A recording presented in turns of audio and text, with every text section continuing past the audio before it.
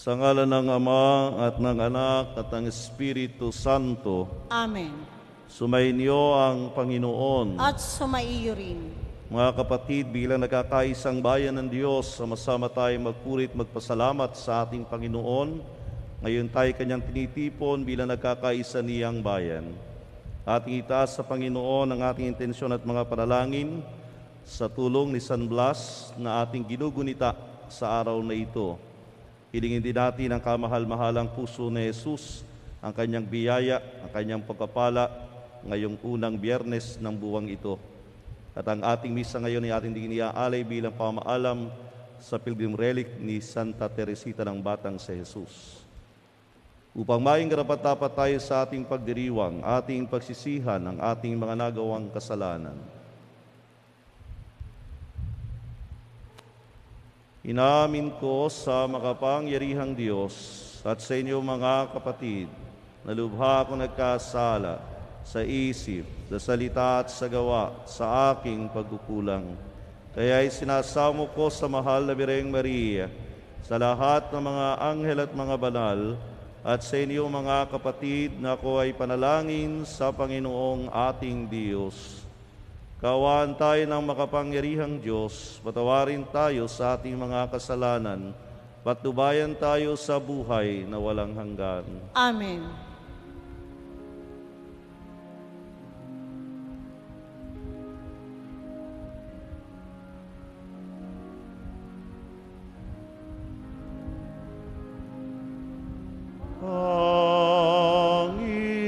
Panginoon, kaawaan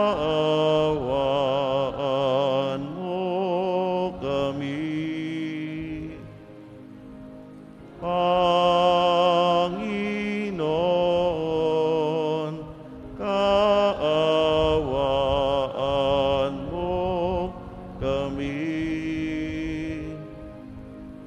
Kristo, kaawaan mo kami. Kristo, kaawaan mo kami. Panginoon, kaawaan mo kami.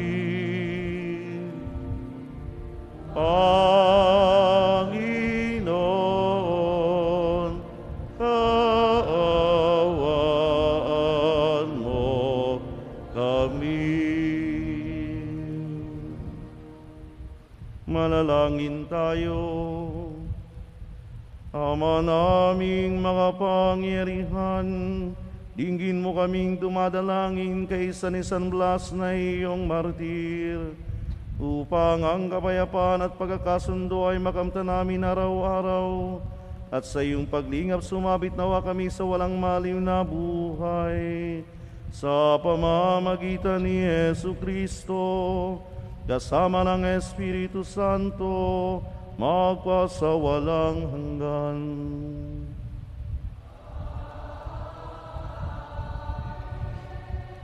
Ang lahat po ay magsiupo.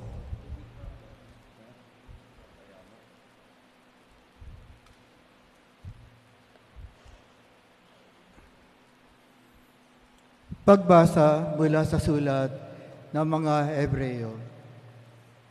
Mga kapatid, magpatuloy kayong nag-iibigan bilang magkakapatid kay Kristo.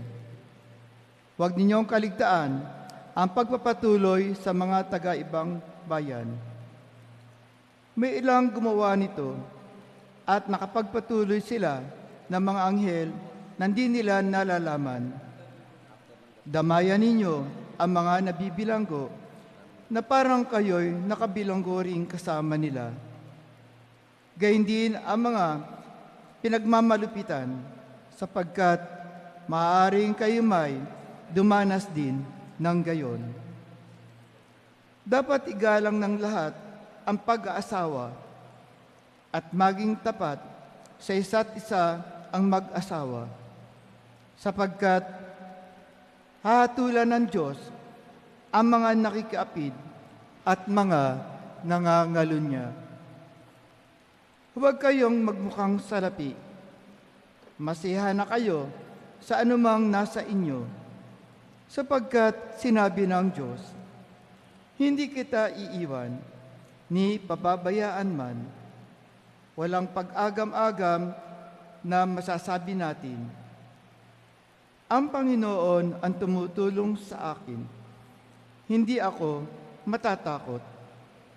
Ano ang magagawa sa akin ng tao? Alalahanin niyo ang mga nangasiwa sa inyo na nagpahayag sa inyo ng salita ng Diyos. Isipin nga ninyo kung paano sila namuhay at namatay, at tularan ninyo ang kanilang pananalig sa Diyos. Si Heso Kristo noong nakaraan ay siya rin sa kasalukuyan at siya rin magpakailanman. Ang salita ng Diyos.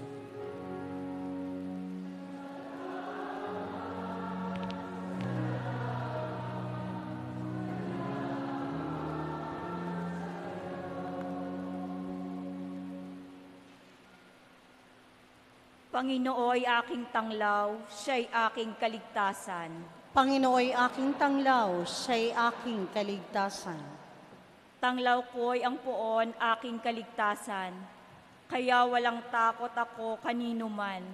Sa mga panganib kanyang iingatan, kaya naman ako'y walang agam-agam. Panginooy aking tanglaw, siya'y aking kaligtasan. Kahit salakayin ako ng kaaway, magtitiwala rin ako sa may kapal. Panginooy aking tanglaw, siya'y aking kaligtasan. Iingatan ako kapag may bagabag, sa banal na templo'y iingatang ligtas, itataas niya sa batong matatag. Panginooy aking tanglaw, siya'y aking kaligtasan. Ang paanyaya mo'y lumapit sa akin, huwag kang magkukublit, kita'y hahanapin. Huwag kang magagalit, huwag mong itatakwil, akong katulong mo at iyong alipin. Panginooy aking tanglaw, siya'y aking kaligtasan. Ang lahat po ay magsitayo.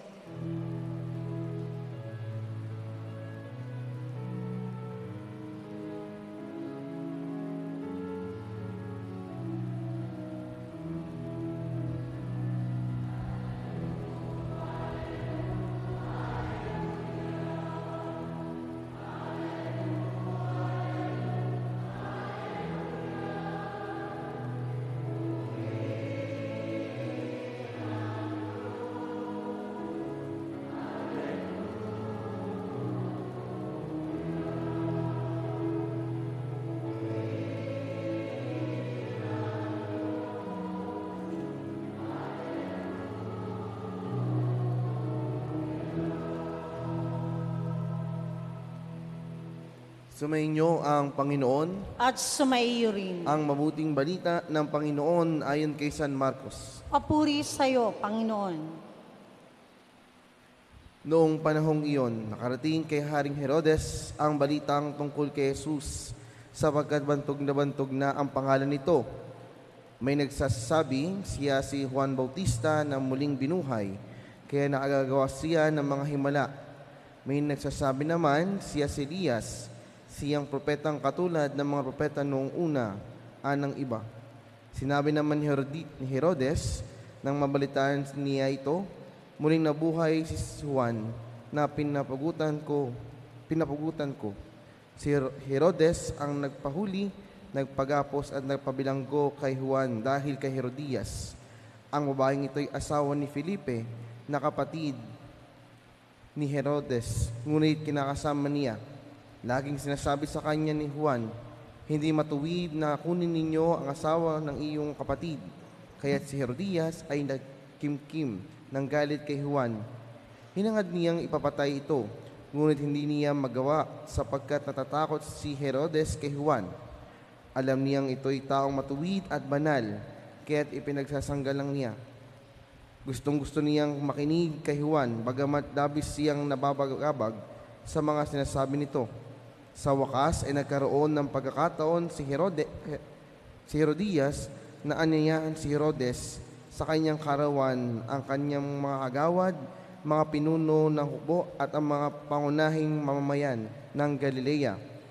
Pumasok ang anak na babae ni Herodes at nagsayaw. Labis na siyahan si Herodias at ang panauhin. Kaya't sinabi ng hari sa dalaga, "Hihin mo sa akin ang anumang ibig mo at ibibigay ko sa iyo." At naisumpa pa niyang ibibigay kahit ang kalahati ng kanyang kaharian kung ito'y hihilingin. Lumabas ang dalaga at tinanong ang kanyang ina, "Ano ang hilingin ko?" "Ang ulo ni Juan Bautista," sagot ng ina. Dali-daling nagbalik ang dalaga sa kinaroroonan ng hari. "Ang ibig ko po ay ibigay ninyo sa akin ngayon din sa isang pinggan ang ulo ni Juan Bautista," sabi niya. Labis na lungkot ang hari, ngunit dahil sa kanyang sumpa na narinig ng kanyang mga panauhin, hindi niya matanggihan ang dalaga. Kaagad niyang iniutos sa isang bantay na dalhin sa kanyang ang ulo ni Juan. Sumunod ang bantay at pinugutan si Juan sa bilangguan. Inilagay ang ulo sa isang pinggan at ibinigay sa dalaga. Ibinigay naman iyon ng dalaga sa kanyang ina. Nang mabalitaan ito ng mga alagad ni Juan, kinuha nila ang kanyang bangkay at inilibing. Ang mabuting balita ng Panginoon.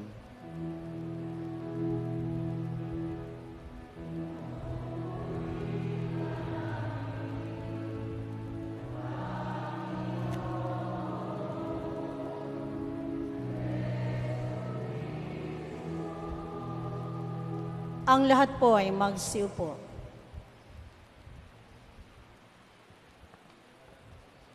Sa atin po mga kapatid na pari, sa inyong lahat, isang magandang umaga.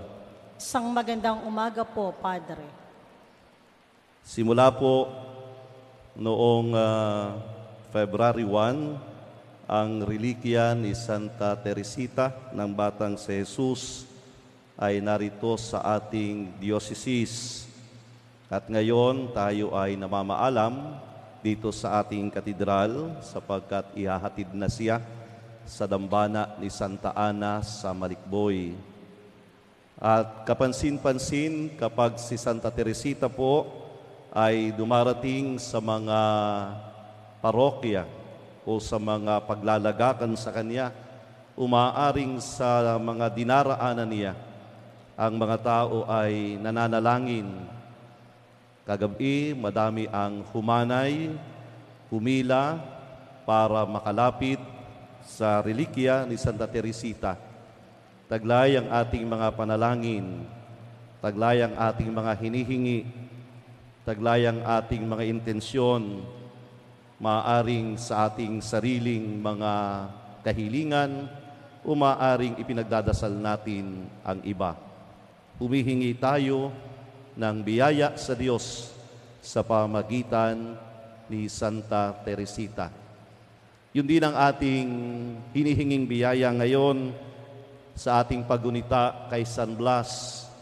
Mamaya tayo ay ipapanalangin ng mga pari upang ang ating sakit na nararamdaman, lalo't higit sa lalamunan na kung saan si San Blas ay patron sa mga may karamdaman, lalo't higit sa mga lalamunan, ay ating hilingin sa Diyos ang kagalingan, gayon din sa iba't ibang mga karamdaman.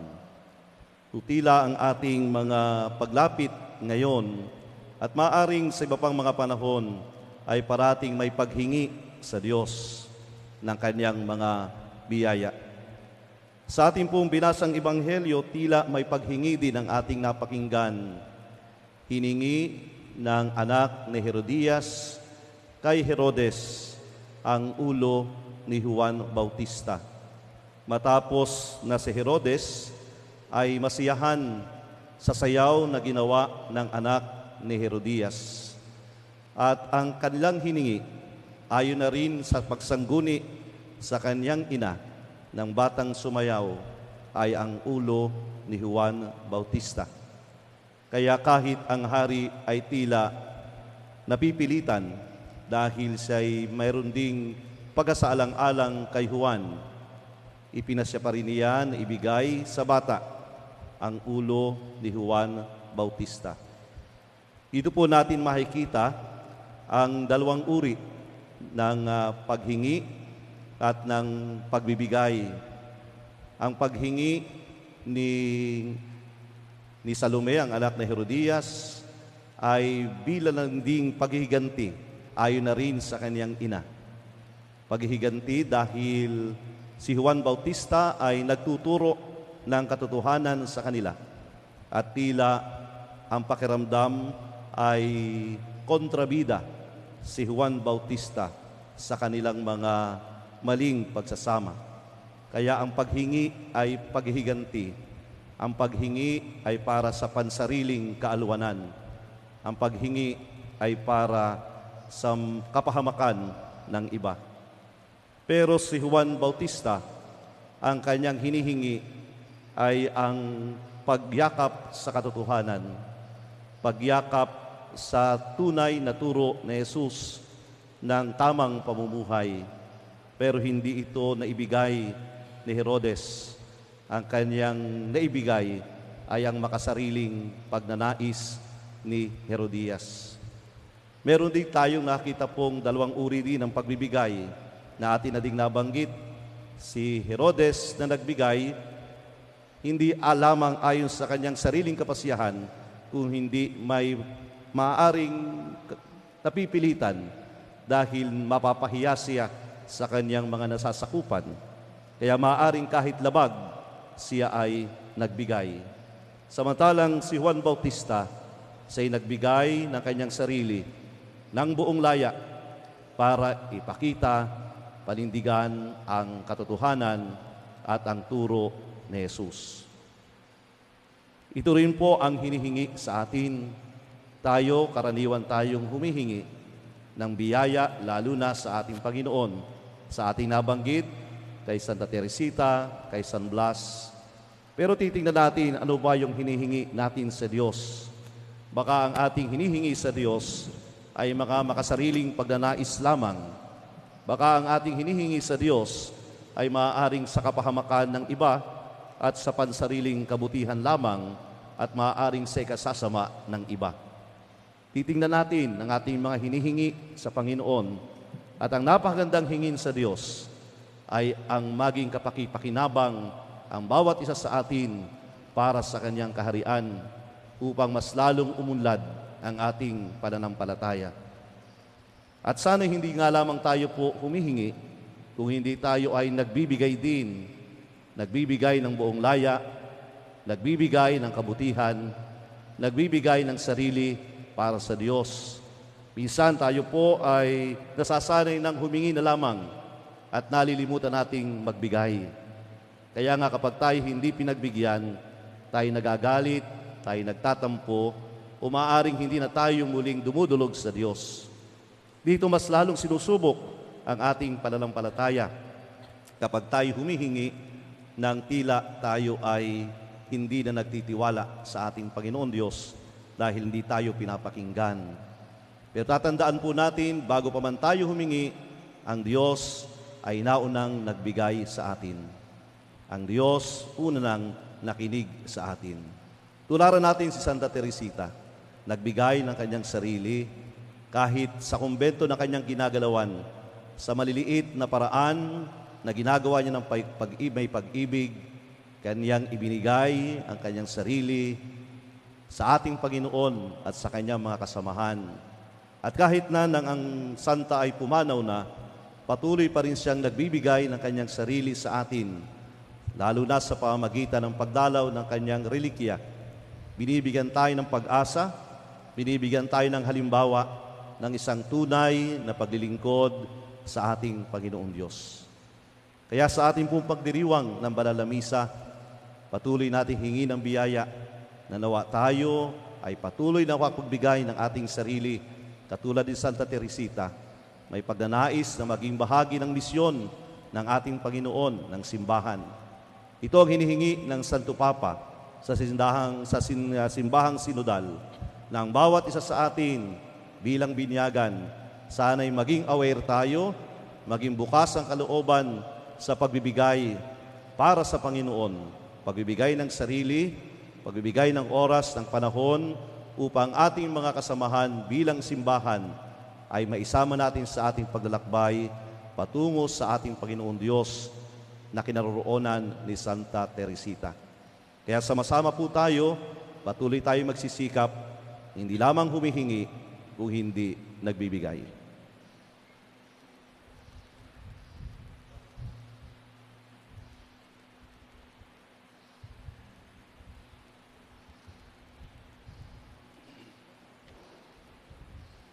Ang lahat po ay magsitayo. Ngayon po ay isasagawa natin ang pananalangin para sa mga may karamdaman sa lalamunan sa tulong ng panalangin ni San Blas. Gagawa po kayo ng 5 linya para sa 5 pari. 2 sa gitna, 2 po sa likuran.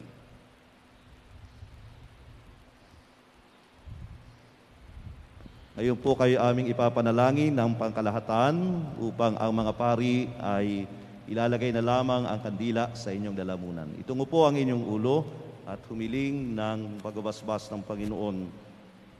Sa pamamagitan ni San Blas, obispo at martir, pagkalooban nawa kayo ng Panginoon na kagalingan sa inyong karamdaman, lalo tigit sa karamdaman sa lalamunan. Sa ngalan ng Ama at ng Anak at ng Espiritu Santo. Amen.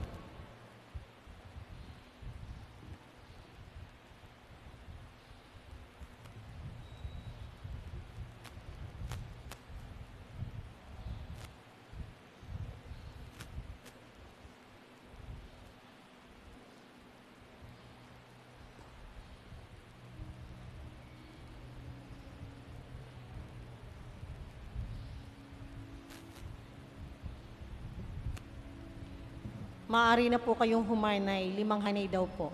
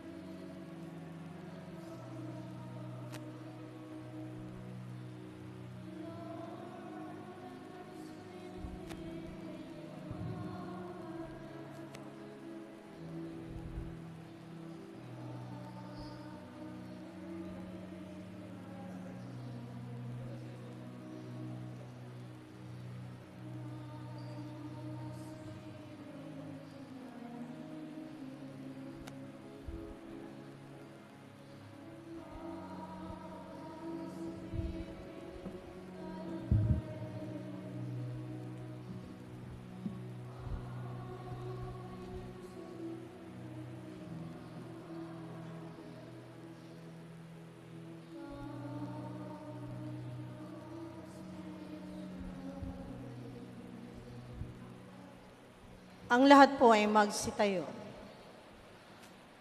Mga kapatid, maging matagumpay lamang ating pakipaglaban sa pwersa ng kasamaan kung magsasama-sama tayo sa pananalangin. Ang ating tugon, Panginoon, dinggin mo ang aming panalangin. Panginoon, dinggin mo ang aming panalangin. Tulad ni San Juan, ang mga namumuno ng simbahan, naway maging matapang na mga tagapagpahayag ng ebanghelyo ng katotohanan. Manalangin tayo sa Panginoon. Panginoon, dinggin mo ang aming panalangin. Tayong lahat naway tumulong ng buong puso sa pakikipaglaban ng simbahan sa mga madidilim na pwersa na siyang umaalipin sa tao upang mabuyo sa kaharasan at krimen. Manalangin tayo sa Panginoon. Panginoon, dinggin mo ang aming panalangin.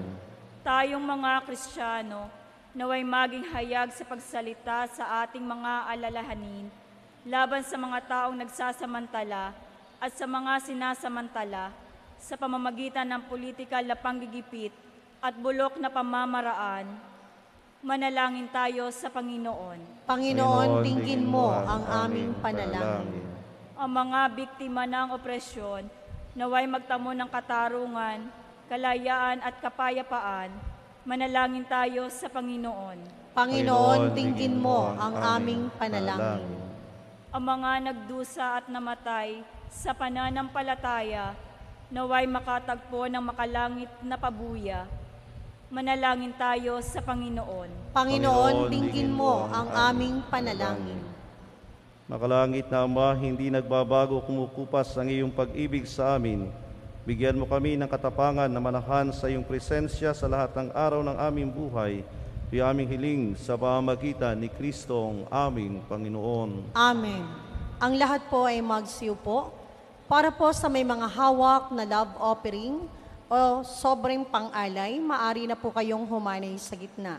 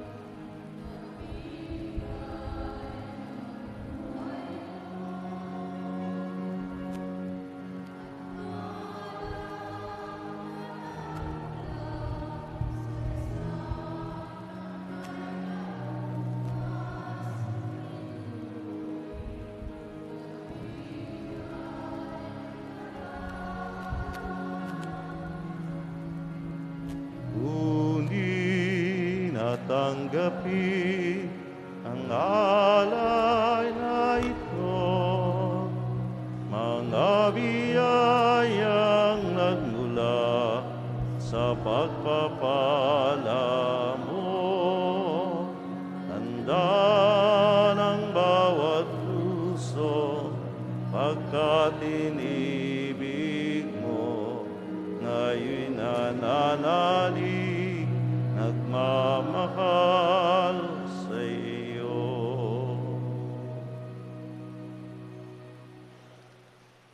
Ang lahat po ay magsitayo.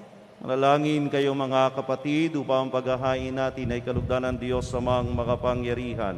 Tanggapin nawa ng Panginoon itong paghahain sa iyong mga kamay, sa kapurihan niya at karangalan sa ating kapakinabangan at sa buong sambayanan niyang banal.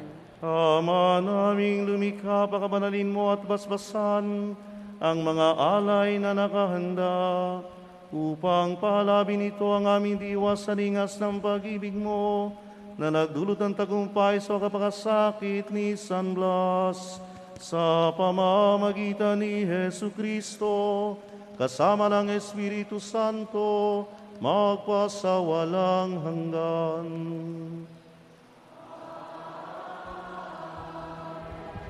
Sumainyo ang Panginoon.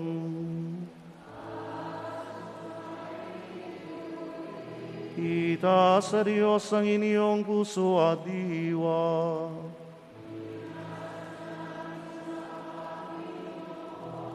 Pasalamatan natin ang Panginoong ating Diyos.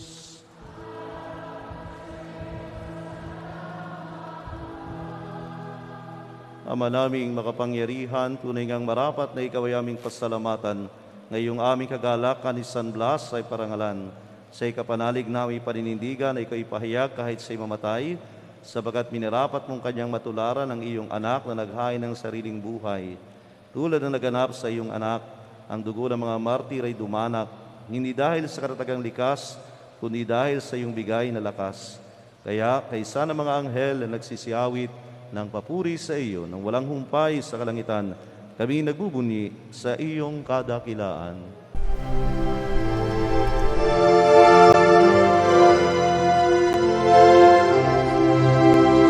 Santo, Santo, Santo, Panginoong Diyos makapangyarihan, napupuno ang langit at lupa ng kalwalhatian mo.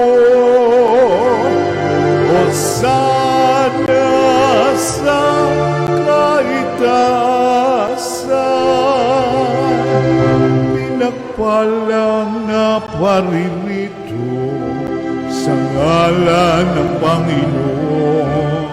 Hosana sa kaitaasan.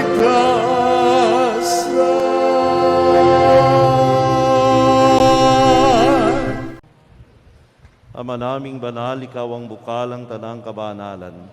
Kaya't sa pamamagitan ng iyong Espiritu ganung banal ang mga kaloob na ito, upang para sa amin ay maging katawan at dugo ng aming Panginoong Hesu Kristo.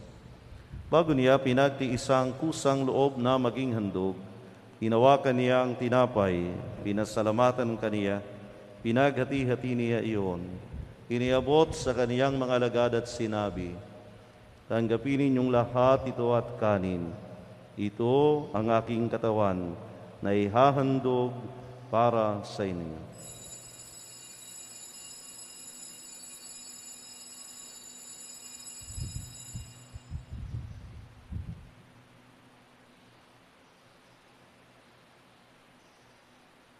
Gayon din naman, nung matapos ang hapunan, hinawakan niya ang kalis, muli kaniyang pinasalamatan. Iniabot niya ang kalis sa kaniyang mga alagad at sinabi, "Tanggapin ninyong lahat ito at inumin. Ito ang kalis ng aking dugo, ng bago't walang hanggang tipan. Ang aking dugo na ibubuhos para sa inyo at para sa lahat sa ikapagpapatawad ng mga kasalanan. Gawin ninyo ito sa pag-alala sa akin."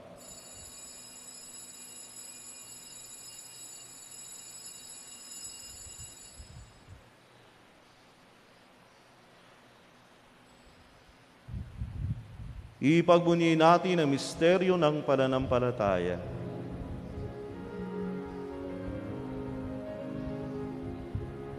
Si Kristo ay gunitain, sarili ay inihain, bilang pagkaitinuming pinagsasaluhan natin, hanggang sa siya'y dumating, hanggang sa siya'y dumating. Ama, ginagawa namin ngayon ang pag-alala sa pagkamatay at muling pagkabuhay ng iyong anak. Kaya tiniaalay namin sa iyo ang tinapay na nagbibigay buhay at ang kalis na nagkakaloob ng kaligtasan. Kami nagpapasalamat dahil kami iyong minarapat na tumayo sa harap mo para maglingkod sa iyo. Isinasamo namin, kami magsasalo-salo sa katawan at dugo ni Kristo ay buklod sa pagkakaisa sa pamamagitan ng Espiritu Santo.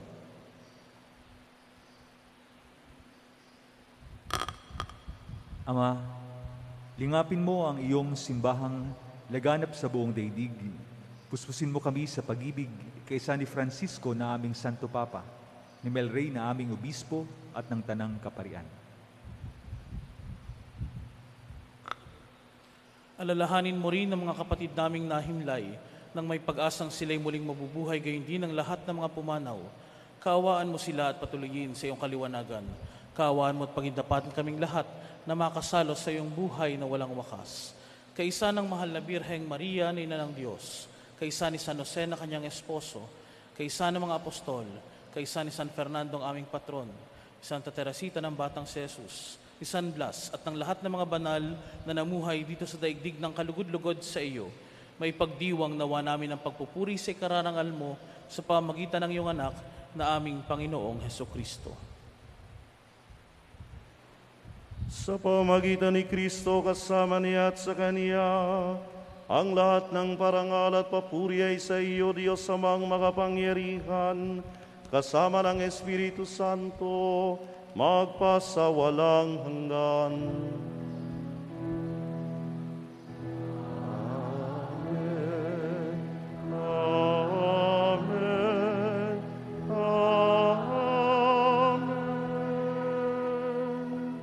Ang lahat po ay magsitayo. Bilang nagkakaisa mga anak ng Diyos, sama-sama tayong tumawag sa ating Ama sa Langit.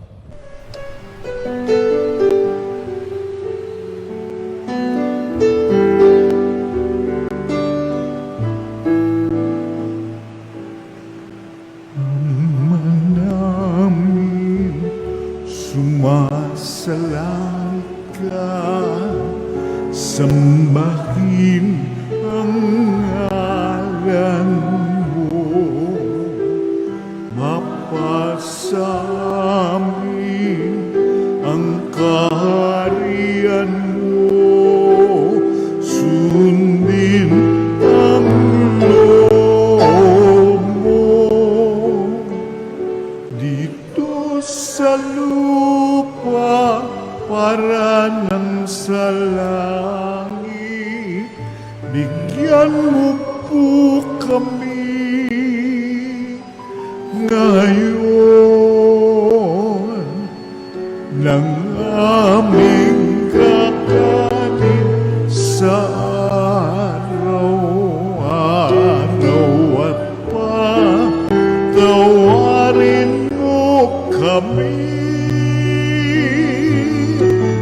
sa aming mga sala, para ng pagpapatawan namin sa nagkakasala sa amin, at huwag mo kaming ipagdulot sa tukso, at yadya mo kami sa lahat ng masama. Hiling namin kami adya sa lahat ng masama, pagkalooban ng kapayapaan na araw-araw, iligtas sa kasalanan at ilayo sa lahat ng kapahamakan, samantalang aming pinananabikalan dakilang araw ng pagkapahayag ng tagapagligtas naming si Hesu Kristo.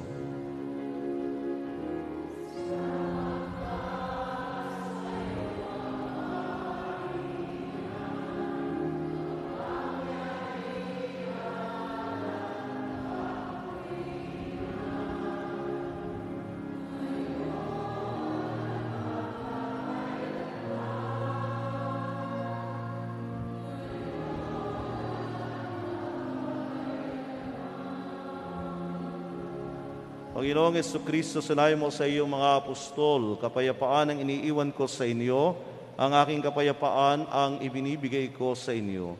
Tunghayan mo ang aming pananampalataya at huwag ang aming mga pagkakasala. Pagalooban mo kami ng kapayapaan at pagkakaisa ayon sa iyong kalooban, kasama ng Espiritu Santo, magpasawalang hanggan. Amen. Ang kapayapaan ng Panginoon ay laging sumainyo. At sumainyo rin. Magbigayan kayo ng kapayapaan sa isa't isa.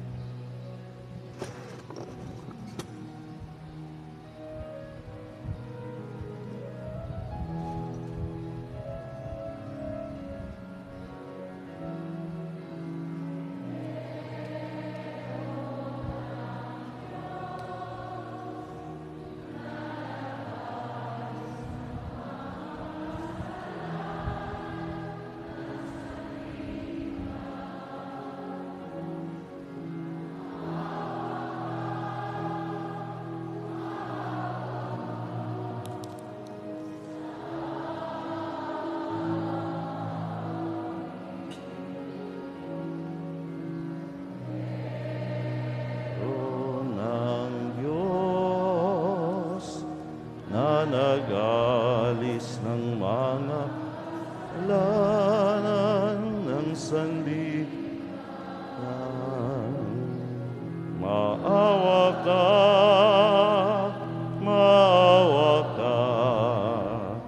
sa amin.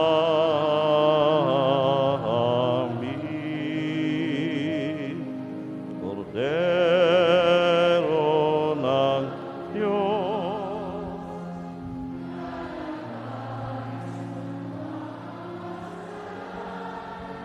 ng sanlibutan, ipagkaloob sa amin ang iyong kapayapaan.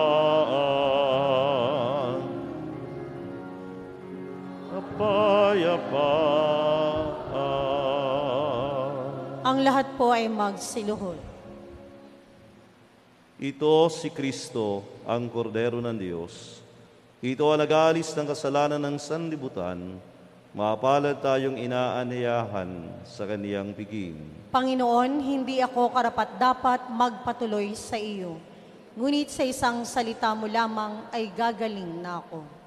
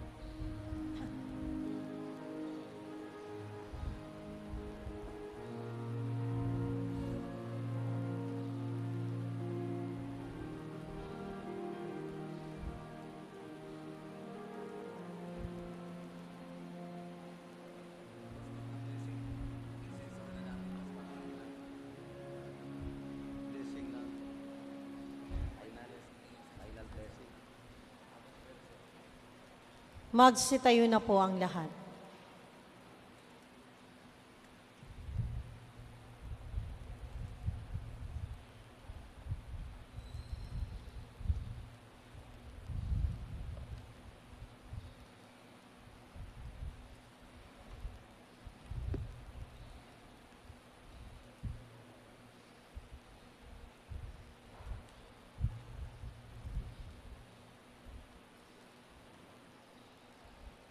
Manalangin tayo.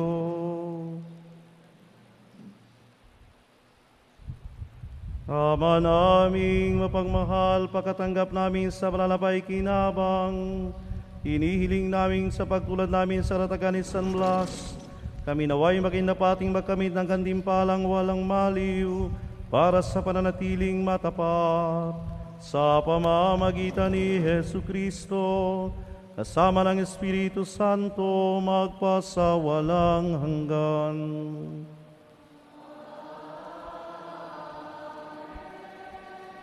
Sumainyo ang Panginoon at pagpalain kayo ng makapangyarihang Diyos, Ama, Anak, at Espiritu Santo. Amen. Tapos ang ating pagdiriwang, humayo kayong mapayapa. Salamat sa Diyos.